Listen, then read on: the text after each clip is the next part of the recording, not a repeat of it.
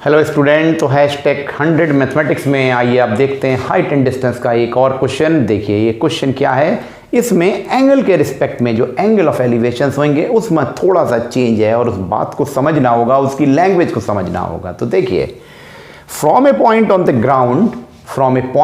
Ground angle of elevation of the top of the tower is found to be such that its tangent is 3/5। तो एक tower है, ये देखिए ये tower बना दी हमने ए बी, जिसकी हाइट h मान ली, और यहां से एक एंगल ऑफ एलिवेशन बन रहा है टॉप पर। तो यहां पर जो ये एंगल ऑफ एलिवेशन बन रहा है, ये एंगल ऑफ एलिवेशन क्या है, ध्यान से देखिएगा, it's tangent is 3/5। What does it mean? मतलब इसका जो टेंजेंट का एंगल है वो 3/5 है।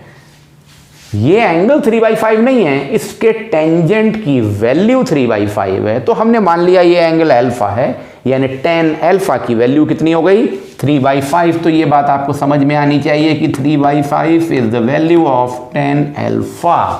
टेंजेंट लिखा हुआ है इसलिए, तो यहाँ डिग्री की बात नहीं है, tan alpha is equal to 3/5 आ गया। अब उसके बाद है on walking 50 metre towards the tower. देखिए 50 मीटर टॉवर की तरफ चले गए हम, और जब यहां से फिर से टॉप पे देख रहे हैं तो अब की बार जो एंगल ऑफ एलिवेशन बन रहा है टेंजेंट ऑफ 4/5। देखिए फिर से टेंजेंट बदल रहा है, तो ये जो एंगल है ये 4/5 वैल्यू दे रहा है। तो ये वैल्यू किसकी है, हमने मान लिया ये एंगल बीटा है, और tan beta is equal to 4/5 है। तो यहां पे हम कह सकते हैं tan बीटा की वैल्यू है 4/5। तो आपको ये बात समझनी है, जब टेंजेंट ऑफ 3/5 और टेंजेंट ऑफ 4/5 लिखा है, इसका मतलब जो वैल्यूज हैं उनका टेंजेंट का रिलेशन हम देख रहे हैं। जैसे कि हम कहते हैं tan 30 की वैल्यू √3 है, तो हम टेंजेंट ऑफ √3 के रिलेशन में बात करें तो देखिए आप पता लगा लेंगे ना कि tan 60 है, 1/√3 है, तो tan 30 है, लाइक दैट।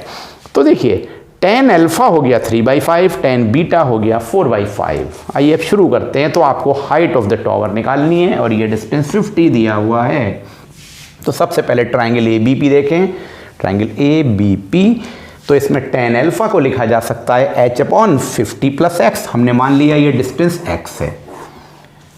अब अभी हमने देखा tan अल्फा की वैल्यू दी थी 3/5, तो 3/5 is equal to h/50 + x लिख के इसको क्रॉस मल्टीप्लाई किया तो 5h is equal to 150 + 3x, पहली इक्वेशन आ गई।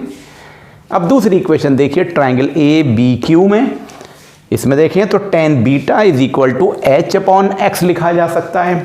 तो अब tan बीटा की वैल्यू 4/5 है, तो 4/5 is equal to h/x, cross multiply किया 5h is equal to 4x।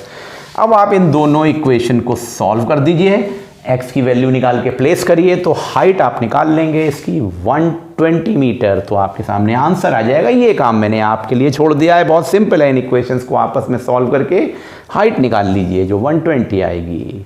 Thank you.